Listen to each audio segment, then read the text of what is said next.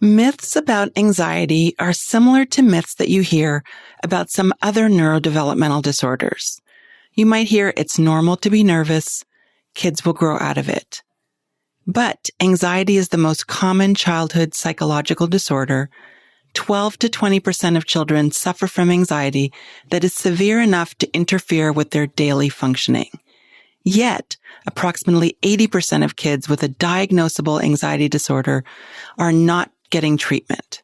So today, we're going to help you understand what anxiety is, how it differs from normal childhood worries, what is stress, and how to help your child if that child is struggling with anxiety. My guest today is Dr. John Piacentini, a board-certified clinical child and adolescent psychologist and professor of psychiatry and biobehavioral sciences in the David Geffen School of Medicine and Semel Institute for Neuroscience at UCLA. Dr. Piacentini is also the director of the UCLA Child OCD, Anxiety, and Tic Disorders Program and the Center for Child Anxiety, Resilience, Education, and Support, or CARES. Dr. Piacentini is here today to help clarify some of those myths and help us to better understand and support kids who struggle with anxiety. You don't want to miss this episode. Millions of kids struggle with learning, processing, and social emotional difficulties. These challenges interfere with their ability to reach their full potential. Dr. Karen Wilson is here to help. Her extensive background in pediatric neuropsychology and higher education have prepared her for this unique mission. Listen as she delivers content to inform, educate, and empower parents and educators. This will enable you to identify challenges that kids face and get them on the road to achieving their full potential. This is Diverse Thinking, Different Learning by Child Nexus. Welcome to the podcast, Dr. Piacentini. I'm so glad you're here. We talked a little bit before I hit record that, there seems to be extraordinarily high levels of anxiety and stress right now. We're still in the middle of a pandemic and there have been, and there continues to be concerns that anxiety is impacting child development, educational achievement, and socialization. So I wanted to have you on the podcast to talk about this anxiety and stress that everybody's talking about, and also give parents and educators some tools in terms of what to do and where to go for resources. So I'm so thrilled that you are here today. Yeah, well, there is a lot to talk about because anxiety is a big problem right now with our kids and adults as well. I mean, just about everybody, and in light of everything that's been going on. Absolutely. And, I keep hearing a lot about stress. Parents talk about stress and they talk a lot about anxiety. And I'd love for you to kind of unpack the difference between these two, because some people talk about it as if they're both the same thing. That's a great question. And when I do my talks, usually for professional audiences or parents, the first thing I talk about is what's the difference between stress and anxiety, because they are different. Stress is a reaction. It's a physical reaction. Our bodies kind of gear up and our thoughts might race a little bit and we get a little disorganized in response to something that may be difficult or challenging or even exciting or happy. I mean, look at a child, half an hour before their birthday party is going to start. They're stressed. Kids going to an amusement park to go on rides. It can be stressful, but in a good way. I mean, it just means that our body is gearing up to face some kind of a challenge, again, whether it's positive or negative or whatever. And stress can motivate us in small amounts. And sometimes stress can be more difficult to manage if the situations are very challenging. But it's a normal part of childhood. It's a normal part of life. It is something that we all manage. And it's something that we do need to keep in check. I mean, people are stressed now. And the issue with when stress becomes problematic is when it becomes chronic stress. So the stress doesn't go away. If I'm excited about my birthday party, I'm going to get stressed, but I'm going to be motivated to get me ready to go. And I'm going to be in the party and it's going to be great. And then I'm going to relax. Now there's no break. Kids don't have an opportunity, or parents or teachers or adults.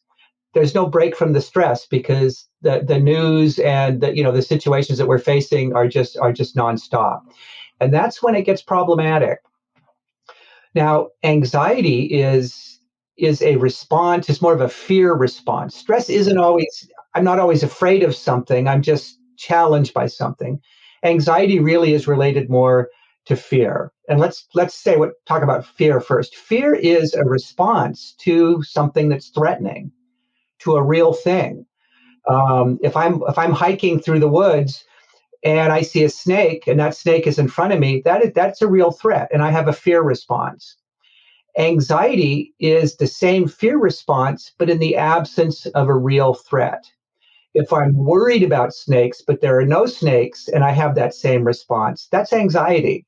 The difference is anxiety is we're anticipating or we think something bad might happen, even though there may or may not be evidence that something bad will happen. Mm-hmm. And that can be tricky now because, a lot of kids and adults are experiencing what we refer to as stress. It's gone on for a long period of time, but there's a fear in addition to that feeling of stress. So you can have both, correct? Now you can have all three. You can have, right. The example that I give sometimes is, again, going on a hike. If we're going to go on a hike, getting ready to go on a hike, say in the mountains somewhere, I might be stressed out. Do I have the right walk equipment? Am I going to be able to find the trail? Where's my map? What if I don't have enough water? These are things that we might stress out about. If I'm on the hike and I'm afraid that there are going to be snakes and I don't want to go, or I hide behind a tree, that's anxiety because, again, I'm worried about something that isn't actually there. And if I actually see a snake and it's coming towards me, that's fear because that's a real concern. And you can have all those things going on at the same time. And it's hard to tell the difference because in our bodies, they feel pretty similar. Our heart's pounding, we're short of breath, our thoughts are racing, we want to run away or hide. And, when you talk about the example of the snake and, it might be a real threat or perceived threat, I think about young children who have worries and parents will say, he's got a lot of anxiety. So there's a fear. There's a fear of being home, going up to their room by themselves, or fear of the dark, or worried about, mom going to work and something bad happening. And they worry about, is this normal worry for a child?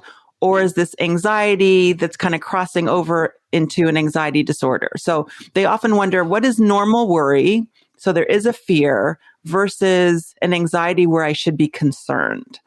Yeah, that's another great question. So we all know about normal anxiety, right? And we think we know in infants, there's the startle response to loud noises. Younger children do have separation anxiety. Being afraid when you're being apart from your parents. In kids, like in grade school kids, the typical common expected fears are fears about maybe the unknown.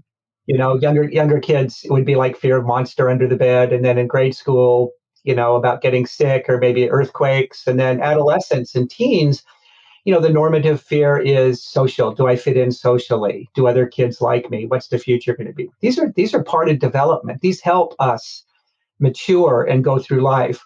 There are also normative fears associated with specific events. Some kids are afraid of thunderstorms and won't go outside. Other kids might be nervous or frightened before they have to go to a piano recital or a soccer game. Some kids might be shy when they're meeting new people the first day of school or having to give a book report or a presentation in class. These are all completely normal fears, and they're almost expected by kids. And, the kids might be a little afraid, but if they do these things, I was afraid about doing my presentation in front of the class, but I did it and it was really fun. Then if they get through it, they're rewarded or they're reinforced for it. And that makes the fear lessen. And the next time they have to do this kind of event, they're prepared for it and they may actually be looking forward to it or excited about it. So these are kind of time-limited, typical responses. If the child is maybe afraid of doing a book report or presentation in class, and it may even be like a normal fear, level of fear, they decide they don't want to go to school, or the parent lets them stay home from school, or the teacher doesn't call on them and says, you're excused from doing this. That's when we start to worry a little bit, because what happens is the child doesn't have that positive experience. And the child's mind is, I was scared of doing this, and my mom said I didn't have to do it, or the teacher said I didn't have to do it. So that means it really was dangerous. They knew that something bad was going to happen as well. So now I'm twice as afraid. And the next time I'm in this situation, all I know is that if I can get my teacher or mom to say, no, I don't need to do this, I'll be safe. And they're going to escalate and they're going to fight a lot harder because they realize that something is bad. And that's when we start seeing the development of more problematic anxiety. The other things that we look for are the intensity of the anxiety. So again, if a child is mildly afraid, some kids are going to come over meeting somebody new, they can get over it. If the child is tantruming or really upset or crying or trying to avoid, if the anxiety lasts well beyond the event, that they've met the new child and the child goes home and the child is still nervous or upset, if the child becomes anxious or upset or frightened more frequently, or if the fears start coming out of the blue, the child just starts thinking about having to meet somebody new at a random time and gets upset, we start worrying that that might be a more of a problem. And then if the anxiety leads to interference, the child's missing school, not wanting to engage in other events, really distressed, really feeling traumatized, or setting demands on family members that they're not allowed to do things, avoiding, that's when we start thinking about a clinical level of anxiety that might require intervention. And I think that's important for parents to hear and educators to hear because, it's really when that fear level crosses that threshold that you've described, where it's interfering with their daily functioning. It's keeping them from doing things that they would normally do and enjoy. They're not able to go to school or participate in school activities or spend time with family and friends because, again, the severity of that anxiety and that fear is so high. But what you also described is how avoiding the thing that kids are fearful of can actually contribute to the anxiety persisting for an extended period of time. And most parents, their reaction is when a child is afraid, they want to take away that thing that's making them afraid. So, you can just sleep with me. I know you're afraid to be in your room by yourself. And what you're saying is that that's not a good plan. Oh, right. And I'm a parent too. I mean, my kids are grown now, but it was the same thing. I know, I write books on this, and it's still in the moment. Right. You want to comfort your child. It's so hard. But we call that accommodation, when you're giving into the child's anxiety or facilitating the child's anxiety. And in the moment, it may seem like the right thing to do. Mom or dad may be upset. Oh, we don't want you to feel this way. Mom or dad may say, I have 5 minutes to get to work, so stay home. I can't do this anymore, whatever it might be. The teacher might say, okay, don't give your book report. I have 30 other kids in the class and we need to keep moving. But every time the child is given an escape, it clearly can make the anxiety worse. And if you think about it, the other thing that's important about in all this is something called negative reinforcement. Now, we know what positive reinforcement is. If I do something and I get a reward, I'm going to be more likely to do it. If I study hard and I get an A on my test, I'm going to say, wow, I like A's. I'm going to study hard next time because I really like getting A's. That's my reward. Negative reinforcement is if I do something that makes a bad thing go away, it's rewarding. So if I'm really anxious, if I'm afraid of doing my book report and I cry or I tantrum or I run out of the classroom and I don't have to do my book report, that escape behavior is rewarded. If I tantrum, I escape the anxious thing, the frightening event, and that's good. I don't want to do that. So every time I run away, I'm rewarded for that because I'm avoiding the thing I don't want to do. And that's what happens when we let our kids off of the hook. Over time, they learn that all I need to do is do something, that the screaming or the tantruming or whatever, or avoidance is preferable to actually having to be in the anxiety-provoking situation. Yes. And, you see kids doing that, on a lot of parents will report the kids who are really anxious will do that on Sunday night. Suddenly they don't feel well, right? They have stomach aches or headaches, and parents will say that, they've taken them to the doctor and it's clearly nothing physical, but that's another one of those behaviors that you're describing that keeps them from having to go to school. Yeah. And the parent, as a parent, I mean, it's hard being a parent. And I tell parents that I work with, I say, protecting your child Sheltering your child from stress, from negative feelings, that's baked into the DNA of being a parent. That's our one mission in life, is hoping our parents grow up healthy and happy and strong. And if you see a child struggling or tantruming or crying or anxious, that invokes all of our motivates us to try to protect the child. But in fact, what the best way to protect the child is to do the exact opposite. We want to challenge our children. We want to work with our children. We want them to face some adversities, because if they aren't able to develop the coping skills at this early age in terms of how to manage difficult situations, how to think for themselves, how to problem solve situations, they're not going to pick it up as adults. And that's a big issue, I think, that we're facing, with a lot of kids have been sheltered in ways that they don't necessarily have the critical thinking or the self-regulatory skills that they need to get by in a world that's not always that helpful or positive. Yes, and it seems like if that anxiety persists, it impacts more than just their fear level. It impacts other aspects of mental health as well. I can see that relationship to depression, their physical health, and their independence, like you've described, as they transition to, being an adolescent or a young adult. Yeah, absolutely. And one of the things that really is concerning with kids is, childhood is a really important time for development. Kids develop social skills, they learn how to manage, get along with others, they develop, other kinds of things that they need to do, how to manage different types of situations. And kids with severe anxiety or untreated anxiety that's problematic, if they're avoiding, if they're not doing things with relatives, if they're not going to birthday parties, if they're not even going to school, they're missing valuable opportunities to learn how to manage themselves, how to get along with other kids, teenagers, how dating, for example. And it's hard to get that back. So, if you're a 10-year-old and your anxiety, leads you to not be able to attend school on a regular basis, well, what's going to happen when you go to 11th grade or 12th grade, or when you're 11 or 12? You're not going to be able to manage in the classroom. And your friends, your peers, the same age kids, they've all moved on to different interests. They've all been able to develop their social skills, their ability to manage, in their environments. And the poor child with anxiety that has missed, weeks or months or even years of being in these social situations, they're going to be working with an 8-year-old toolkit, around 10 and 11-year-olds, and it's not going to cut it. And it's very hard to get that time back, very hard to catch up. So it really is difficult. So it's no wonder that anxiety can lead to higher rates of depression in later ages. It can lead to, substance use and poorer outcomes generally, socially and occupationally. Not all kids, not to scare parents, because Right. most kids with anxiety, it's pretty mild and kids can get through it, and we're very resilient. But in severe cases, that are untreated, and we see some of those in our clinic, it can lead to negative outcomes.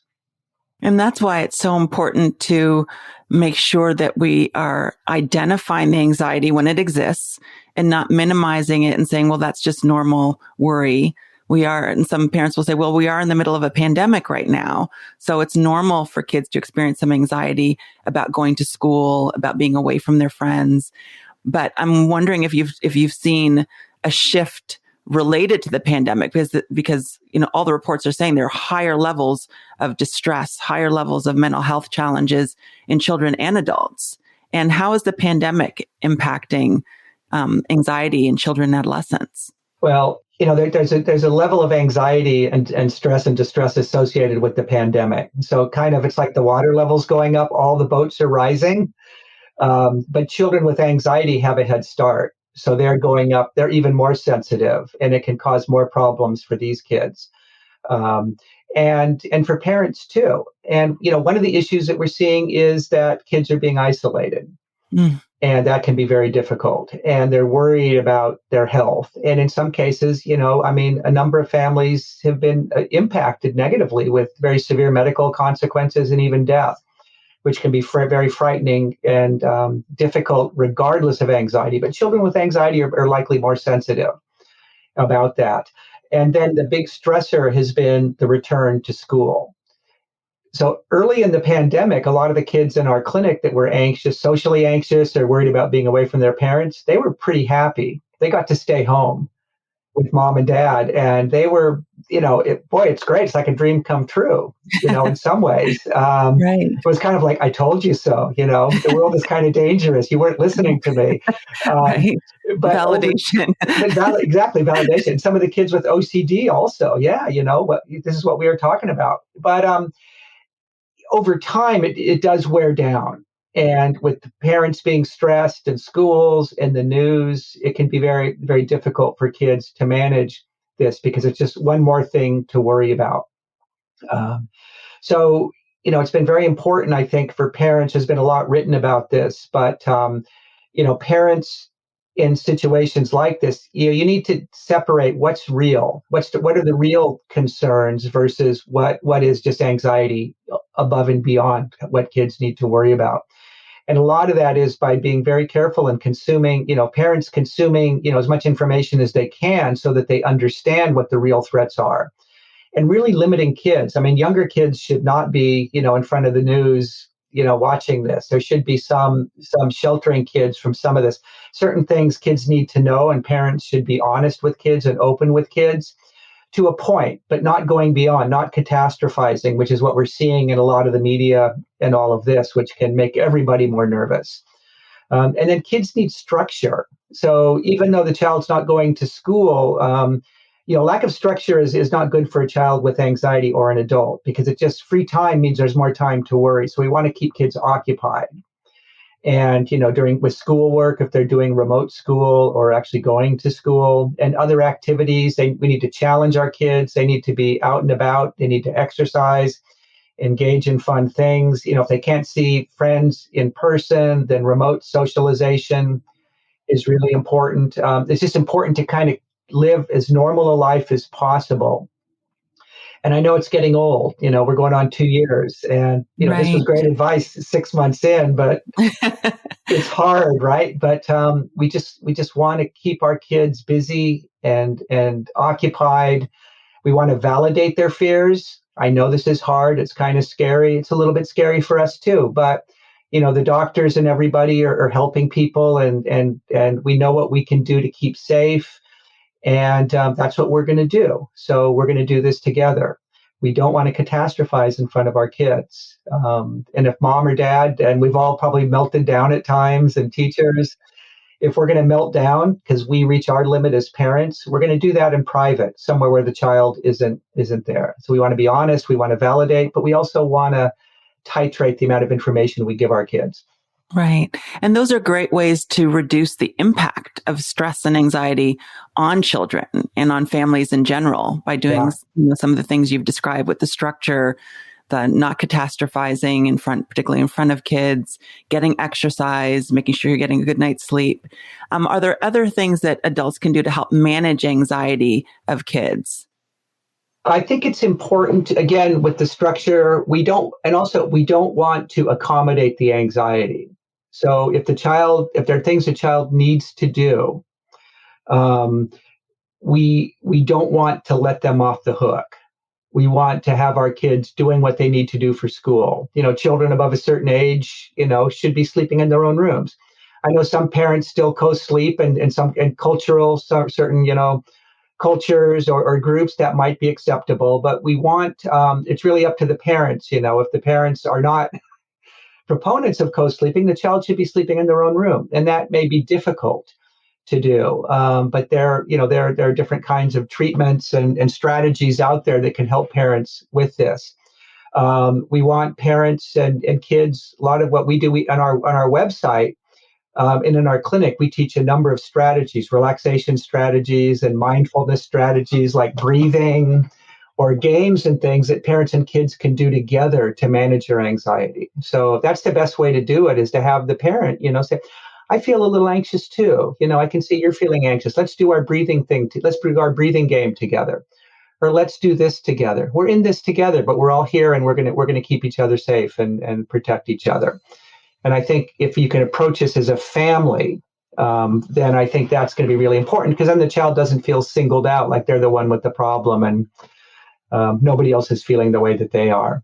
Right. And those are really great tips for parents. And I know that there will be some parents who say, it's more than I can do on my own. I need some help. And I think the good news is that there are very effective treatments for childhood anxiety. And I would love for you to kind of talk about that a little bit, and then maybe some resources at the UCLA CARES Center. Sure, absolutely. Well, the primary therapy treatment for child anxiety is something called cognitive behavior therapy.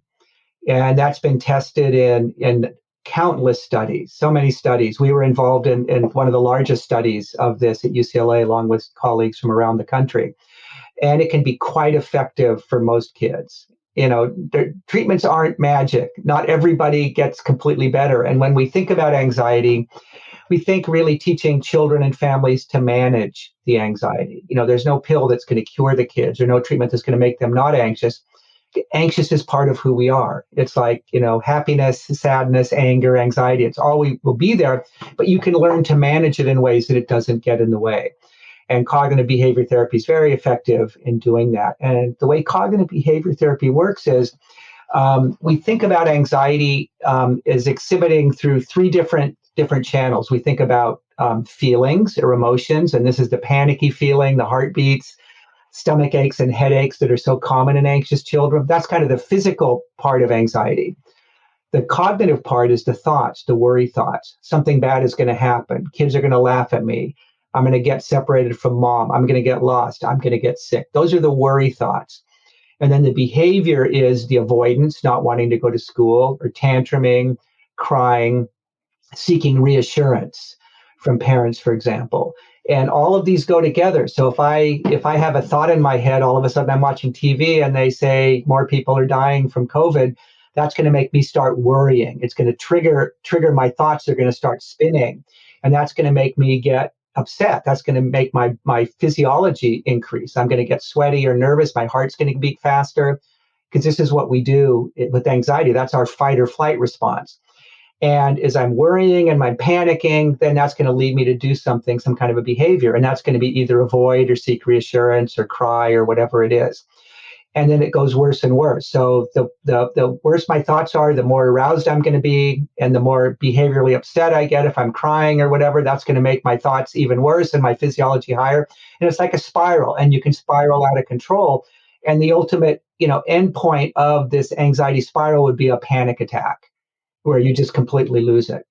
So in cognitive behavior therapy, you can see the cognitive is the thoughts and the behavior is the behavior. So we want to try to change the way children view their anxious thoughts in ways that we can allow them to realize, I'm worrying about this, but I don't think this is real danger. I think that this is something that is, my anxiety is making me think this way. So rather than trying to cry or avoid going to school, I know if I do go to school, or I call my friend, or I go say hi to grandma, even though I'm nervous about it, that I'll be able to do it. The key ingredient is the behavioral part, which is called exposure. So making a list of all the things that triggers the child's anxiety that they're afraid of, and starting very low with very mild fears, and encouraging them to engage in these behaviors, or, call somebody on the phone, drive by the school, maybe go to the playground before they go into the class, and they learn to manage their thoughts and then their physical arousal in that manner. And, this therapy exists and it's effective. We know that through the research, but yet so many kids are suffering in silence. They're not getting the treatment that they need. Yeah. About 10% of kids in this country would meet criteria for a problematic anxiety. And only 20% of children in need of treatment for anxiety are actually getting treatment. So only 2 out of 10, because most people may not recognize anxiety as a problem. And it also can be difficult to find effective treatment. There just aren't enough therapists to go around for all the kids that are out there. So it's important for parents to kind of keep a lookout. If they think their kids are anxious, are they avoiding things? Do they seem to be crying or be upset for maybe no apparent reason? Are they overreacting to situations that might be a little difficult, but you wouldn't think would lead to stronger reactions? Are they really fidgety or restless, or do they seem nervous? Do they complain a lot of stomach aches and headaches? stomach aches and headaches are probably the number 1 and 2 complaint that brings kids into treatment. And a lot of kids with anxiety go to their pediatricians because these physical complaints that seem like it might be an illness are very common signs of anxiety as well. And that's why sharing this information is so important, because I can think even teachers are probably on the front line in terms of observing some of the behaviors that you're seeing and may think it's an attention issue or it's a behavioral problem when underlying those behaviors are fears and anxiety. Yeah, absolutely. Because oftentimes if kids are anxious kids in school or at home, if they feel that that they need to do something, I mean, they may act out angrily or oppositionally. It's like a caged, a cornered. If you corner somebody and they're terrified and they say, if I go to school, it's going to be horrible. I think mommy's going to die and I'm going to be on my own, lost in the world. I mean, these anxiety can be very strong. So oftentimes kids are going to fight however they can to avoid doing this feared situation. And that can be, you're right, misdiagnosed or mislabeled as oppositional behavior or a behavioral problem, but actually it's anxiety. Right. And that's why connecting with the right provider is so important. And maybe the pediatrician is the first line, but then, if we realize it's not a physiological issue, that we really are seeking out treatment for the anxiety when it exists. And now you have some great resources available through the UCLA CARES Center.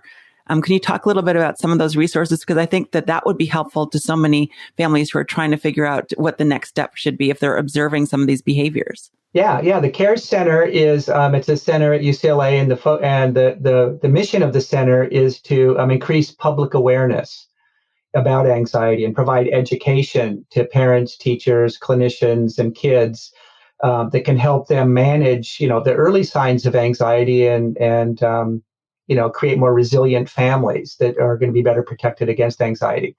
So we have our website. It's CARES Center, one word, CARESCENTER.UCLA.edu. And we have a ton of material. We have videos explaining what anxiety is, how to get treatment. We have a lot of tip sheets and downloadable exercises. One of my favorites is butterfly breath. It's a butterfly, and it's a breathing exercise where if you look at a butterfly, it's like a figure 8. And you trace the one wing of the butterfly while you're breathing in, and then you trace the other when you're breathing out. So just like tracing a figure 8 on your hand. The first circle you slowly breathe in, and the second circle you slowly breathe out. We have a number of other techniques and tip sheets there, and just a lot of information. We also have a webinar series, a monthly webinar series. I just did an installment yesterday called Anxiety 101 for Parents, and that's online. We have stuff about sleep, how you can improve your child's sleep. We have related disorders like obsessive compulsive disorder. And it's just a lot of really valuable tools that you can use. There's also a referral map if you're looking for treatment that you can help you identify somebody. So I would really encourage people to go to that website. Wonderful. Thank you so much. I mean, you have really addressed many of the concerns and questions that parents and educators have. So I just want to thank you so much for taking the time to be with us today. Thank you so much. And I will definitely put a link to the UCLA CARES Clinic and those monthly webinars in the show notes so people can get in touch. Oh, great. It was my pleasure being here. Thank you very much. I am so grateful to Dr. Piacentini for coming on the podcast and sharing such valuable information. We have a number of resources in the show notes, so be sure to check them out. And if you learned something from this episode, please share it. It may help a child get the treatment that they need. Thank you so much for listening. See you next time.